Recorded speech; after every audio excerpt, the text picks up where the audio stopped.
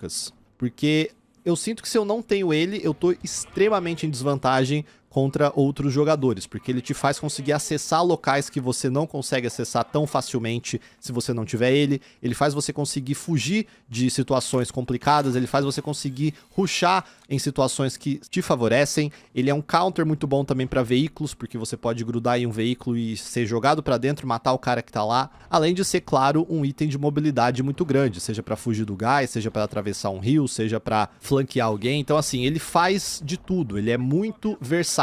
E acho que é por isso que eles deixaram o gancho tão comum, né? Eu vi algumas pessoas comentando, esse gancho é muito fácil de conseguir, isso é um problema. Na verdade, talvez isso seja algo que faz ele ser menos problemático do que talvez ele já é. Porque pelo menos, na maior parte das vezes, se você já tá luteando há um tempo, você vai acabar tendo o seu gancho. E aí é o seu contra o do adversário. Eu acho que é mais frustrante quando você não tem, o cara tem, e aí você tem que lidar com isso no meio da gunfight.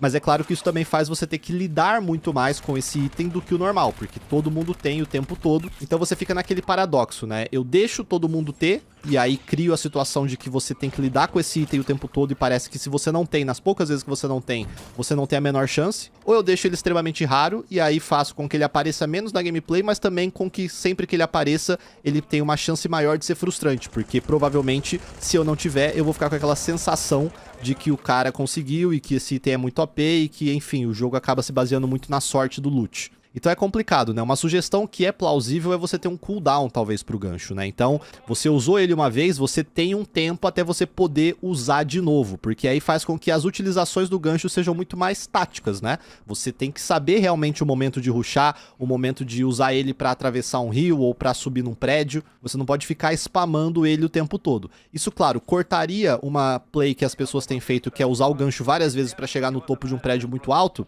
mas eu acho que é um custo pequeno a se pagar para deixar o gancho talvez um pouco mais controlado. Mas isso é só uma visão, não significa que precisa ser isso, né? Mas é que eu senti jogando que o gancho é muito essencial para gameplay. Então se eles quiserem fazer esse ajuste, eu acho que o cooldown seria o melhor caminho. Melhor do que deixar ele raro, por exemplo, épico ou algo assim. Porque diminuir o range dele, né, o alcance do qual ele pega, eu também acho que é uma ideia ruim. Porque quando você tem ele, você quer que ele funcione, né? Então se você diminui muito o range, ele começa a ficar frustrante também para quem usa. Porque ele é muito divertido, é muito satisfatório quando você consegue fazer uma play boa com ele. Mas ele tá presente demais na gameplay, sabe? Ele tá parecendo o que a gente chama de crutch, né? Que é aquele item que você tem que ter todas as partidas, senão você se sente muito na desvantagem. E esse modo já tem algumas coisas que são assim, que é o colete, que é o trauma kit, que é uma arma no mínimo roxa. Então acho que quanto menos coisas você tiver que parecem ser um crutch, melhor. Inclusive, entrando nessa questão dos coletes, né? A reclamação maior das pessoas é que deixa o time to kill muito inconsistente, principalmente no final do jogo, né? Então quem tem o colete 3, que não é fácil de conseguir, né? Geralmente você vai pegar só nas áreas de zombies, ou se você der muita sorte luteando, porque ele pode sim vir nas caixas normais. Mas quem tem esse colete tem 50% mais proteção contra tiros na sua armadura, né? Nas suas placas. Então o time to kill pra matar esse cara praticamente dobra, se comparado com uma pessoa que tá sem colete, por exemplo, né? Principalmente se você também tiver o trauma kit incluso. Eu senti que o trauma kit poderia de repente aumentar a vida só pra 200 e não 250, sabe? Seria algo que manteria ali o legado do item lá do Blackout, mas sem desbalancear demais essa versão que eles criaram aqui pro Warzone. E uma outra reclamação recorrente é com relação às snipers, né? E eu também senti um pouco isso, que as snipers precisam ser melhores, né? Porque no Blackout original elas eram muito boas, elas eram one hit kill na cabeça, a não ser que o cara tivesse com colete 3. E a questão toda do bullet drop que existe nesse modo, que é muito maior do que no modo tradicional, faz já ser mais difícil jogar com as snipers, né? Fora que você tem que ficar luteando os attachments até deixar ela gold pra ela de fato ficar viável. E pelo que eu vi, apenas a VSR Víbora, a versão Víbora dourada, que tá conseguindo matar com um tiro na cabeça. E tem exceções, né? Se o cara tiver com trauma kit, colete 3, eu acho que você não consegue. Então, eu senti que eu não tava sendo recompensado o suficiente por ficar a partida inteira focando na minha sniper, sabe? Quando chegava a hora H, ela ainda me deixava na mão. Somente pra um modo onde todo mundo anda tão rápido, se movimenta tão rápido, então é difícil de você acertar os tiros, de jogar bem, e quando você consegue, você não é recompensado como deveria. Mas assim, o modo tem sim os seus vários pontos positivos. Ele é finalmente um frescor pra quem joga Warzone, né? Acho que a melhor coisa é você não precisar se preocupar com nada antes da partida, né? Ele pode ser vendido como esse modo que finalmente tira um pouco aquela necessidade de você estar sempre dentro do meta, de você sempre saber quais são as melhores armas, de você sempre saber o que utilizar, ou tá upado. Não tem isso, você cai, luteia suas armas, pega seus attachments ali e vai ser feliz. Ele traz consigo um mapa novo, que é Avalon, que por si só também já traz um frescor, né? Seria uma experiência diferente você tá jogando nos mesmos mapas, então você tá num modo totalmente renovado dentro de um mapa que as pessoas não conhecem ainda. Então eu acho que isso agrega a experiência. E Avalon é um mapa interessante, porque ele é muito bonito, muito colorido, e ele tem vários mapas clássicos de multiplayer dentro dele, né? WMD, Yemen, Firing Range, e tem mapas assim mais obscuros de DLC do passado, como Dig, Encore, além de mapas do próprio Black Ops 6, Skyline, Red Card, Stakeout. Então tem muito mapa de multiplayer escondido dentro de Avalon, e é legal quando você tá andando e você reconhece as localizações. Eu acho que ele oferece muitas oportunidades de jogadas divertidas, muito por conta dos itens, né, do gancho e outros itens mais malucos que existem dentro desse modo. Uma coisa muito legal que me surpreendeu é que eles trouxeram pro Black Ops Royale umas missões que emulam as missões de personagem que existiam no Blackout. Quem jogou vai se lembrar que você tinha missões super difíceis que você tinha que fazer dentro do mapa pra desbloquear personagens jogáveis, como Woods, Reznov e tal. Eram missões do tipo, pegue um item específico, faça uma kill de 150 metros com uma sniper e termine a partida em segundo lugar no mínimo com esse item no seu inventário. Não é exatamente isso que eles trouxeram pra essa versão do jogo, mas você tem lá, acho que 9 missões no menu do jogo que vão te dar itens específicos, né? Alguns são skins de personagem, outros são skins de armas, outros são emblemas, mas são missões que você precisa ir num lugar, pegar um item específico pra aí você ver quais são os requisitos da missão e poder completar. Então, eles tentaram fazer uma homenagem, digamos assim, a algo que as pessoas gostavam tanto lá no Blackout original. E o fato de você ter que lutear de novo dentro do Warzone pra você se sentir poderoso é legal, é importante, é recompensador, né? Você volta a ter aquela sensação de que não é só ter dinheiro pra ir pra loja e comprar loadout e vant que importa.